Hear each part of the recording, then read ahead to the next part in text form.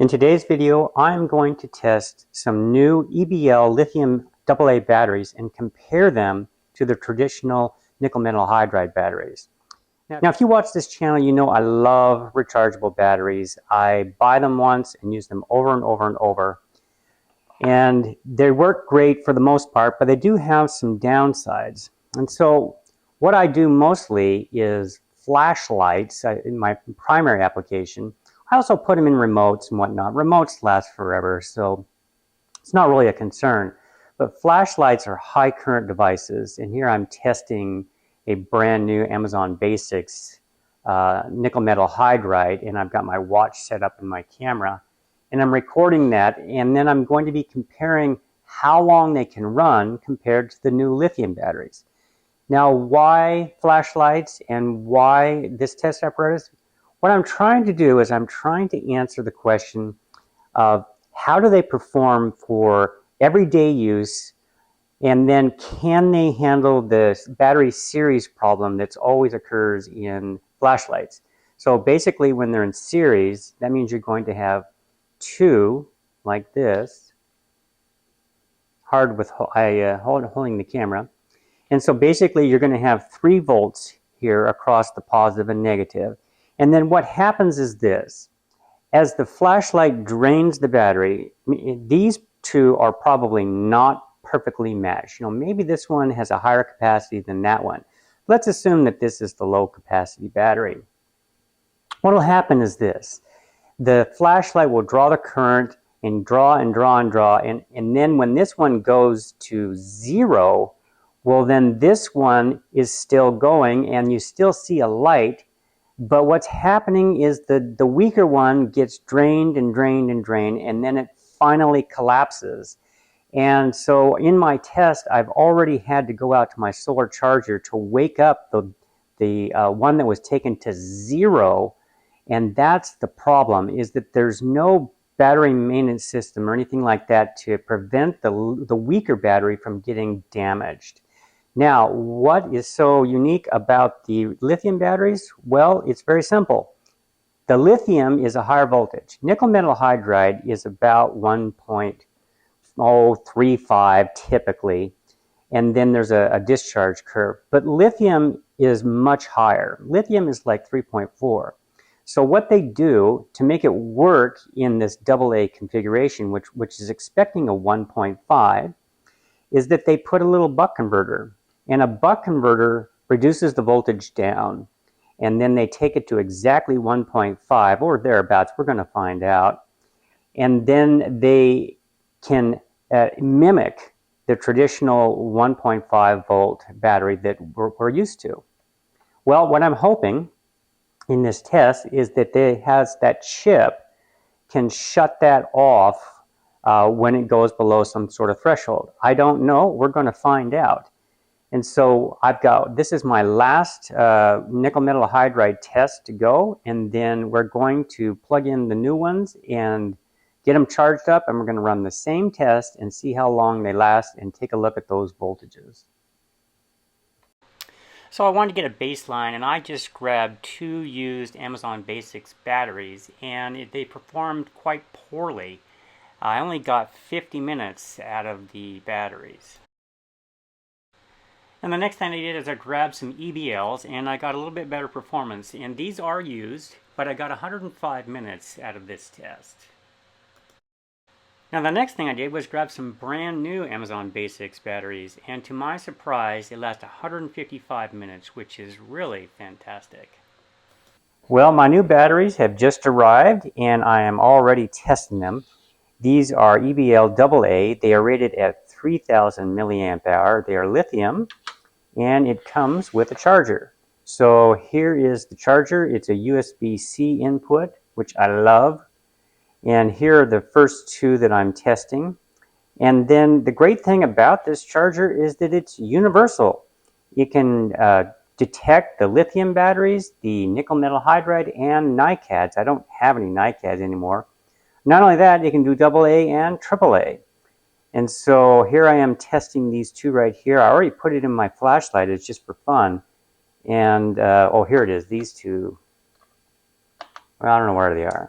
But anyway, here are a couple that are out of the box. I measured them and they're coming in at about a little over 1.5. But one thing I noticed is really bright. So, you know, they're all, I don't have a meter to show you how bright it is, but it is bright. Now, I read the directions and they said that you're going to get the best performance after 3 to 5 uses. But I am going to test them immediately on the first try and see how they go. Let's take a look at our voltage here. This is just a random battery. So it's 1.5 to 1.6. That one's about 1.6. And they dance around a little bit. And that one's a little bit lower. That's 1.49, about 1.5. So I'm out of room here because I just wanted to test to see whether it could do all these different types at the same time. And so we were going to charge these up and then I'll get back to you. So here's the first run with the new lithium batteries, and I got 130 minutes, which is 2 hours and 5 minutes. So that performed quite well. This is the end of the first test with the brand new EBLs. And I want to check the voltages.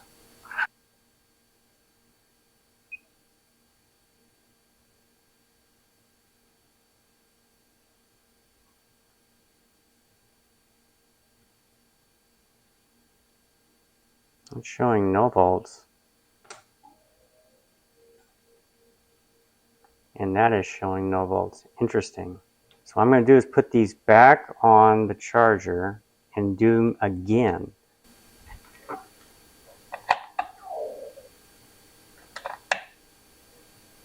Okay, good sign. So they are charging. The red light came on, which is a very good sign. So we'll see. And we'll charge those back up, and then we're going to do it all over again. I'm going to do it 2 or 3 times. So here's the second run of the EBLs in the exact same flashlight under the same conditions. And it actually ran 20 minutes less on the second run than it did on the first run. So while I'm charging up again, I want to make a quick note that I did read 0 volts when they took them to the dead flashlight, and that is actually very good, which means that the chip shut off the voltage completely, and that protects the actual cell itself. So I'm quite pleased to read 0 volts. Alright, on the third charge with the EBL lithiums, I've got 2 hours and 15 minutes, so it's 135 minutes. And this is about 5 minutes longer than the very first charge. Now on the fourth charge, I got even longer, another 5 minutes, all the way to 140 minutes. And so as I'm using these lithium batteries, they are kind of getting a little bit better performance as time goes by. Now on the fifth charge, it actually went down about 5 minutes, but I think this is really just statistical errors. And so, you know, when you're doing any kind of science experiment, you have some that go up, some that go down, but it's basically hovering around the 2-hour mark and staying pretty consistent. So I'm going to stop the test at this point. Alright, now let's take a look at the results from all of the tests I've done. I actually worked for a couple of days to get this data. So here we have the specific battery, the runtime, and the rated capacity. Now the Amazon Basics are rated at 2000 milliamp hours. The EBLs, the nickel metal hydride, are rated at 2800, and the new EBL lithium are all rated at 3000. So on a broad scale, you would expect the EBLs to beat all of these, at least based on the capacity. So here are the individual runs, starting here, and the runtime.